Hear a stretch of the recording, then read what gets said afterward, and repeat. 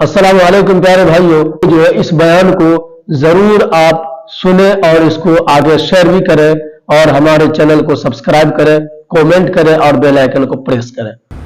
ایک بات میں بار بار دیکھتا ہوں، میں اکثر ابھی ہمارے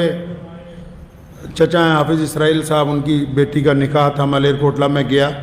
تو نہایت سادگی سے عورتیں پردے میں ایک طرف تھیں اور مرد ایک طرف تھے، آرام سے زمین پہ بیٹھا، دسترخوان لگایا، ہزاروں لوگوں نے کھانا کھایا، آپ اپنے گھر ہم اپنے گھر۔ اور میں دیکھتا ہوں کہ جن لوگوں کے پاس تھوڑے زیادہ پیسے اللہ نے دے دیے ہیں، وہ سوچتے نہیں وہ تمام کام کرنے ہیں جو نعوذ باللہ صلی اللہ علیہ وسلم کی مخالفت میں ہوں، وہ تمام کام کریں گے۔ ایک بات آج میں تھوڑی کڑوی سی ہے لیکن سن لیجئے، اللہ تعالیٰ شفا دیں گے، آمین،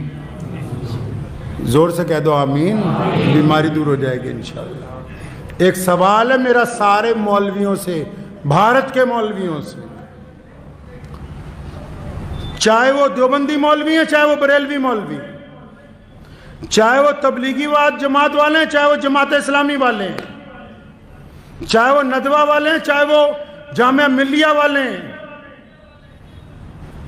جتنے بڑے بڑے دانشور مسلمان بنے پھرتے ہیں، ان سب سے سوال ہے کہ یہ جو اب عام شادیاں مسلمانوں کی ہوتی ہیں جن میں تم ڈی جے لگا کے ڈھول بجا کے اور وہاں رقص و سرور کی محفلیں منعقد کی جاتی ہیں، اور آپ جیسے بڑے مسلمانوں کے چودھری جن لوگوں نے وقت بھی لگایا، جو اپنے آپ کو خواجہ اجمیری کے سجادہ نشین بھی کہتے ہیں، جو اپنے آپ کو اہل سنت والجماعت کے جانشین کہتے ہیں، جو اپنے آپ کو علماء دیوبند کے وارث کہتے ہیں، اکثر دیکھنے کو ملتا ہے کہ جتنی غیر شرعی شادیاں ہیں یہ اپنی داڑیاں لے کے وہاں صوفوں پر بیٹھ کے آرام سے مرغا بریانی کھاتے ہیں۔ کیا تمہاری غیرت تمہیں ایک دفعہ نہیں چنجوڑتی کہ رسول اللہ کے حکموں کی کلی خلاف ورزی ہو رہی؟ کیا تمہارے دل میں ذرہ برابر بھی شرم نہیں،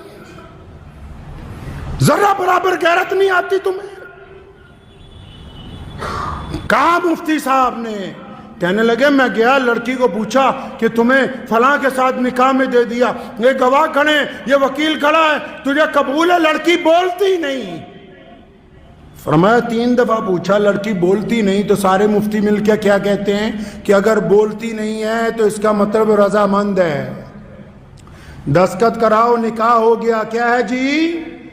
رضامند ہے۔ شریعت نے کہا کہ اگر وہ شرم کی وجہ سے نہیں بولتی تو رضامند ہے، اور اگر رضامند نہ ہوتی تو بغاوت کرتی۔ تو میں ان سے پوچھتا ہوں، تمام لوگوں سے، سارے دینداروں سے، کہ تم جن مجلسوں میں اب جا کے بیٹھتے ہو جہاں گانے چل رہے ہیں، سامنے ڈی جے لگا ہوا ہے، ڈھول بجا کے بارات آ رہی ہے، تمہارے چہرے پہ ناگواری بھی نہیں ہے، تو اس کا مطلب تم رضامند ہو ان کے ساتھ۔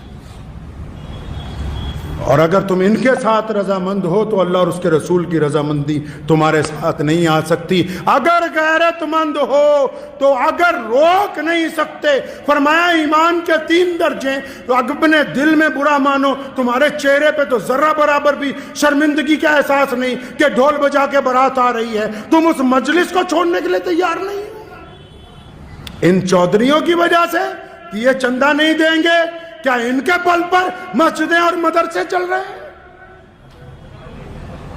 جو گنڈا کرتی اسلام کے نام پر شادیوں میں کرتے ہو، تم ان سے ڈرتے ہو؟ رزق کا وعدہ اللہ نے کیا ہے، انہوں نے نہیں کر رکھا۔